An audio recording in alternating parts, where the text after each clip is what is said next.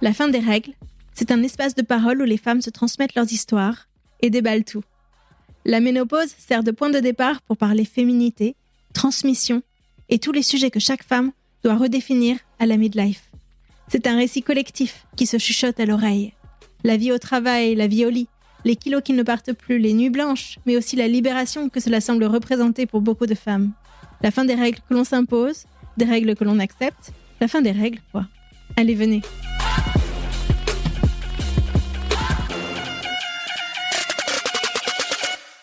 J'ai fêté mes 50 ans en novembre 2004 et bizarrement, mes règles s'étaient arrêtées quelques mois auparavant. Donc, je m'étais dit, «Ouah, c'est très bien» et puis, paf, le jour de cette fête gigantesque, j'ai eu un retour mais méga, comme si mon corps disait: «Attends, c'est pas fini, c'est pas fini. Tu encore un petit moment». Bon, bref, j'ai à peu près été ménopausée autour de 50 ans. J'ai eu mes règles assez jeune, hein. J'ai eu mes règles à 11 ans et demi, donc tu vois, ça fait quand même, entre 11 ans et demi, 12 ans et 50 ans, il y a beaucoup d'années où c'est pénible et où vraiment, j'ai trouvé qu'avoir ces règles, c'était épouvantable. Donc j'ai toujours détesté ça. Donc j'étais assez contente que ça s'arrête, et puis quand j'ai vu ma gynéco, elle était très bien et elle m'a dit: «Voilà, il y a une étude qui dit ça». Il y a des études d'ailleurs pas que américaines, il y avait une étude anglaise aussi, si je me souviens bien, qui dit: moi, je vais vous dire ce que je pense. J'ai plus de 50 ans, je prends des hormones, j'en ai pris. Ça ne me dérange pas d'en prendre, mais ça, c'est mon point de vue personnel. Et vous, voilà les avantages et les inconvénients. Je vous dis ce que dit l'étude, mais c'est une étude. Pour elle, c'était pas gravé dans le marbre. C'était une étude, point. Et elle avait aussi l'expérience de beaucoup de patientes qu'elle voyait, voilà, et qui prenaient des hormones. Qu'est-ce que vous voulez faire? Et moi, j'ai pas hésité une seconde. J'ai dit, je prends des hormones.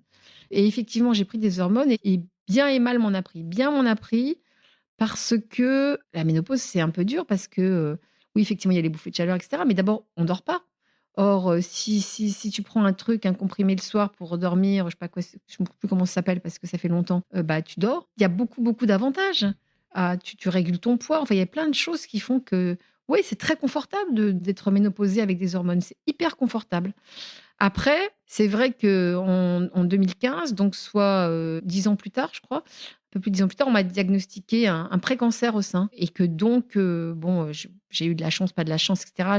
J'ai eu de la chirurgie, mais j'ai pas fait de chimio, ni rien. On t'a Mais retiré un sein? ouais, mais du coup, plus d'hormones. Mais en fait, quand on m'a annoncé que j'avais un cancer du sein, je me suis pas dit: «Oh là là, j'aurais pas dû prendre des hormones». Je me suis dit: «Bon, bah, voilà, j'ai assumé, de les avoir prises puisque j'avais décidé en toute connaissance de cause et je me suis dit: «Bon, c'est un peu une loterie aussi». Est-ce que, si j'avais pas pris d'hormones, j'aurais eu ça aussi? J'en sais rien. Ce qu'on dit aujourd'hui, c'est que ça révèle un cancer préexistant. Ça le fait pas. Peut-être, c'est possible, hein, franchement, je me suis pas posé la question. Je me suis pas dit: «Ça ne sert à rien». De se dire: «Oh là là, j'aurais dû, j'aurais pas dû». Dans la vie, bon, voilà, tu as fait des choix, tu les assumes. Je me suis dit: «Bon, bah, voilà, c'est comme ça». Bon, une fois que j'ai tout ça s'est passé, après effectivement, tu prends plus d'hormones donc tu toi et ta chance. Si tu as un bon sommeil, ce qui n'est pas mon cas, tu dors. Si tu as pas un bon sommeil et que tu vas prendre des somnifères, ce qui est mon cas, bah, tu rames. Ça a été le sommeil le plus Pour gros moi, challenge pour le plus toi? dur, c'est le sommeil, oui. T'as pas eu d'autres symptômes? Non, parce que j'ai pas eu plus de bouffées de chaleur que ça. Douleurs articulaires, il y a plein de choses qui peuvent revenir. Ouais, ouais, mais tu mets ça sur le compte de l'âge aussi, tu vois? C'est pas simplement, les hormones, hein. Ouais, bien sûr que j'ai plein de douleurs, des machins et comme dit une de mes amies: «Bah, si tu te réveilles le matin et que tu as plus de douleur, c'est que tu es mort». Donc ouais, quand tu vieillis, bah, tu as des douleurs partout, ouais, c'est clair, hein, mais bon, tu fais avec.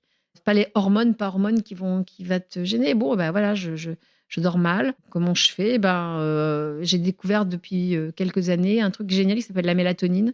J'ai posé la question à plein de médecins qui m'ont dit: «Bah, il y a pas de problème». Alors peut-être qu'un jour on va trouver qu'il y a au contraire des énormes problèmes et qu'il va me pousser 2 énormes cornes sur la tête. C'est p J'en sais rien. Pour l'instant, si je la prends en spray, 2 sprays de mélatonine avant de dormir, si j'arrive pas à m'endormir, bah, c'est royal et tu pas d'effets secondaires, pour moi, c'est génial, quoi et voilà. Après, moi, je m'estime chanceuse parce que, pour le moment et je touche du bois, il y a plein de bois ici.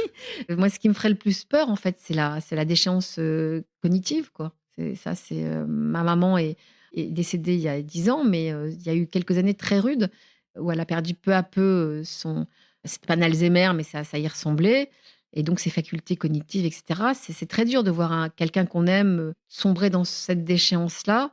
Donc, quand ma sœur et moi, on allait voir maman à la maison de retraite, ou malheureusement à l'EHPAD, où malheureusement on avait été obligé à la fin de la faire entrer, quand on sortait de là dévasté, on se regardait toutes les deux et on se disait, bon, écoute, si ça m'arrive, tu me fais piquer, hein. Donc c'était une boutade parce qu'on a toujours eu cette façon de rire devant des choses un peu difficiles. Mais oui, voilà, moi, c'est la déchéance psychique, mentale. Ouais, je crois que c'est ce qu'il y a de plus dur, en fait. C'est ce qu'il y a de plus dur, me semble-t-il.